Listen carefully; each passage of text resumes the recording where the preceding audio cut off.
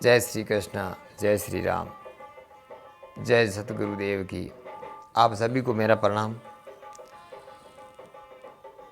साथियों, सगुण साकार परमेश्वर और निर्गुण निराकार परमेश्वर,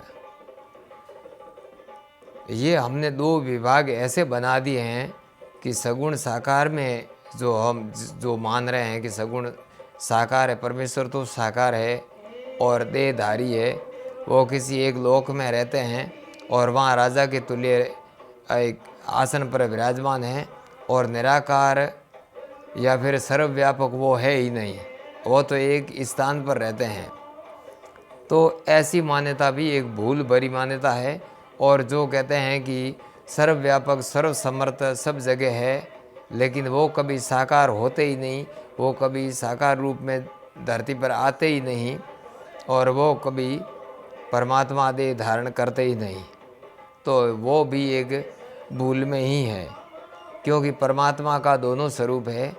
हाँ, ये ज़रूर है कि अनादिकाल से लेकर आज तक सदा के लिए जो सर्वव्यापक स्वरूप है, उनमें कोई परिवर्तन नहीं होता।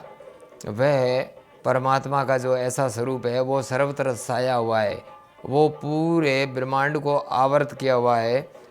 कोई भी ऐसी कोई तत्व ऐसा नहीं है, कोई भी संसार की रचना ऐसी नहीं है जो ईश्वर से बाहर हो। जो कुछ है दिखाई दे रहा है, वो सारा का सारा ईश्वर के अंदर है।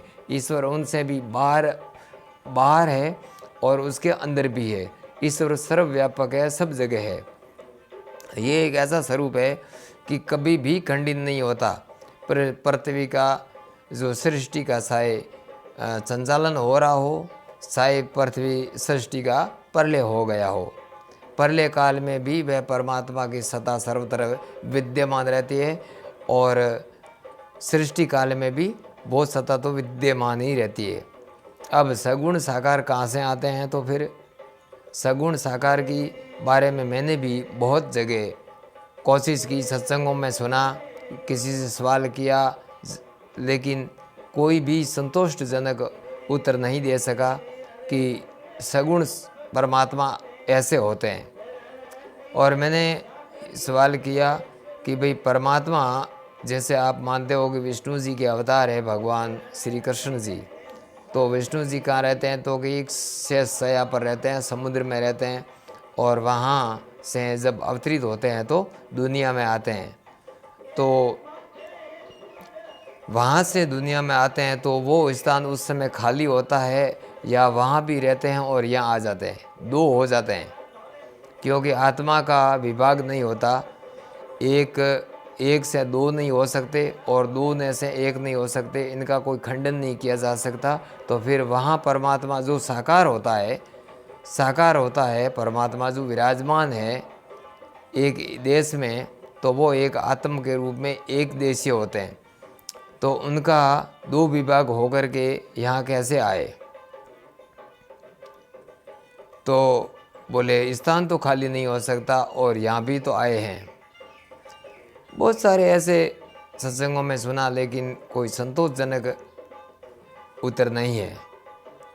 लेकिन हमारे जो शास्त्र है, श्रीमद् भागवत गीता हो, वैदिक शास्त्र है, बहुत सारे ऐसे प्रमाण हैं जिसमें संकेतों में कोई चीज़ है जिसको हम उनको देख नहीं सकते और समझने की कोशिश कम करते हैं, या फिर हमारे मन में ये पहले से ऐसा भाव आ जाता है कि ऐसा तो कैसे हो सकता है।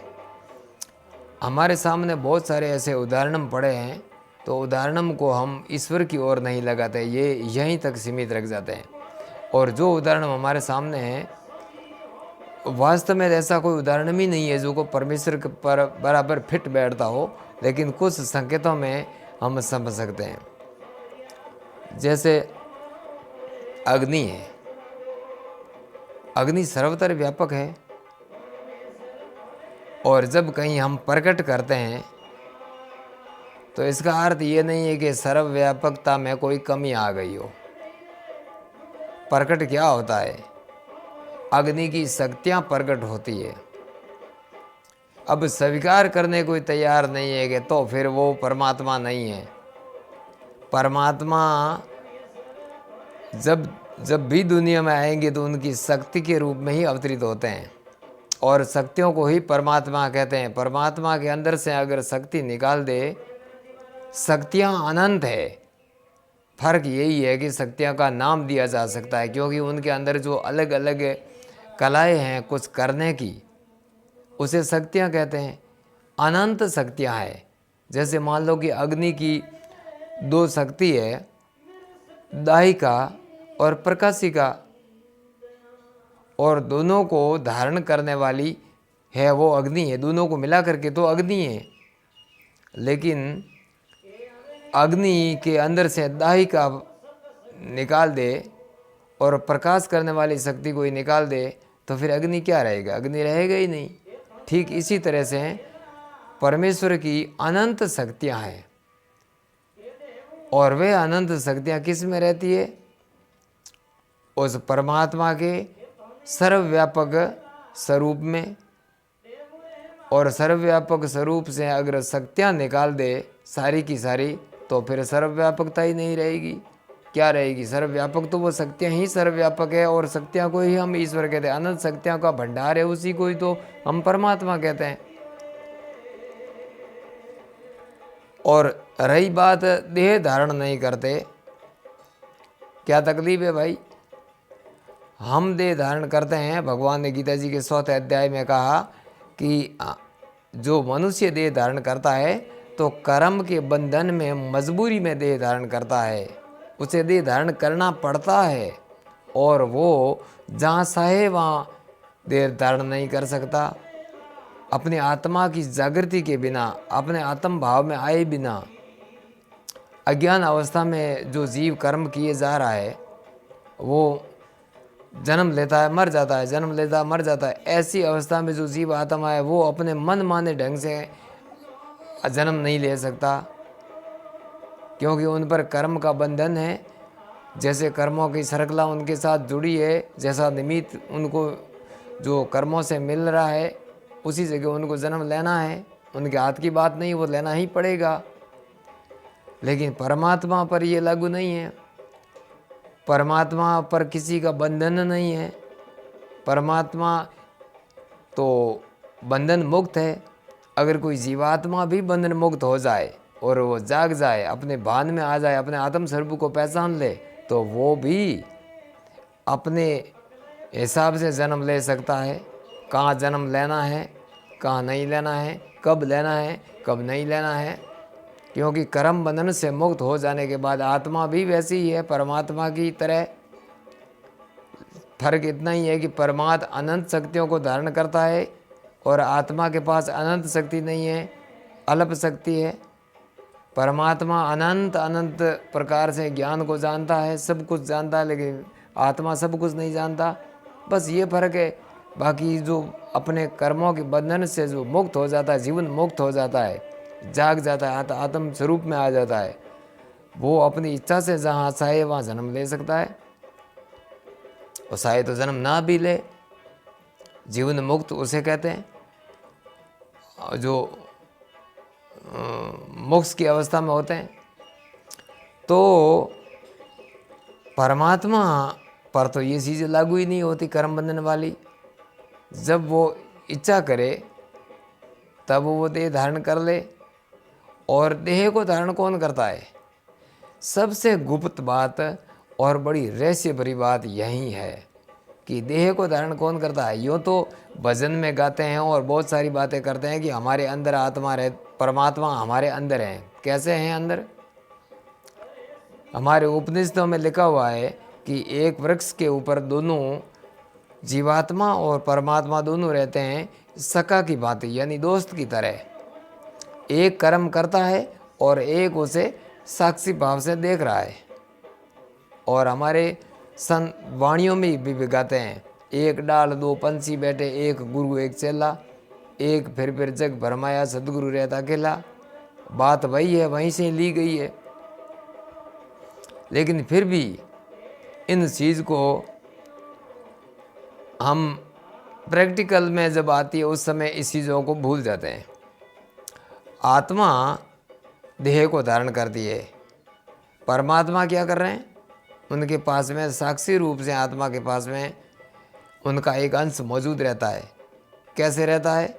ईश्वर तो सर्वव्यापक है ही, तो आत्मा के अंदर क्यों नहीं है? आत्मा के पास में भी है। और वैसे देखा जाए तो आत्मा की आत्मा वही है। परमेश्वर का स्वरूप शरीर माने तो आत्मा ही है। आत्मा का शरीर है वो महतत्व है, या जैसे पंचकोश वाली बात बताते हैं। और उनका शरीर जो कौन है? तो मन है, मन का शरीर प्राण है, प्राण का शरीर ये जो हमारा स्थूल शरीर है। तो इस तरह से पंचकोश की जो सिस्टम आते हैं उसमें आनंदमय शरीर जो कहा गया है वो आत्मा है। लेकिन आत्मा को प्रकाश कौन दे रहा है? परम आनंदमय। तो परमात्मा है वो परम आनंदमय है, वो आत्मा को भी ताकत देता है। क्योंकि आत्मा, भगवान ने 15वें अध्याय में कहा कि मैं जड़ और चेतन दोनों में भी हूँ। अगर चेतन में है तो फिर यही हुआ कि आत्मा की आत्मा है वो परमात्मा है। जब देह धारण को करने का, जो देह को धारण करता है वो आत्मा करता है। और अनंत अनंत देहों के अंदर जो आत्मा है उन सब के अंदर परमात्मा है। अब होता क्या है कि जब तक हम करता है तब तक परमात्मा साक्षी है, वो करता नहीं है। वो उनके अंदर जो करंट आ रहा है सर्वव्यापक सत्ता से, ब्रह्मांड की ऊर्जा से, यानी अपने ईश्वरीय जो सर्वव्यापक जो निराकार स्वरूप है उनसे जो उनसे जुड़ा हुआ है, परमात्मा का जो हमारे साथ अंश है वो एक ही है, जुड़ा हुआ ही है। लेकिन वहाँ हम उन करंट को कितना आकर्षित करते हैं कि जितना हम कुछ कर रहे हैं, कर्म कर रहे हैं। लेकिन जब हमें ज्ञान हो जाता है, जब हम परमात्मा के बारे में आध्यात्मिक जागृति आती है, वैसे वैसे जागृति आती रहती है। ठीक वैसे वैसे ही जो ईश्वरीय जो ऊर्जा है हमारे अंदर, जो परमात्मा का अंश है, वो और प्रफुल्लित होता जाता है, और प्रफुल्लित होता जाता है।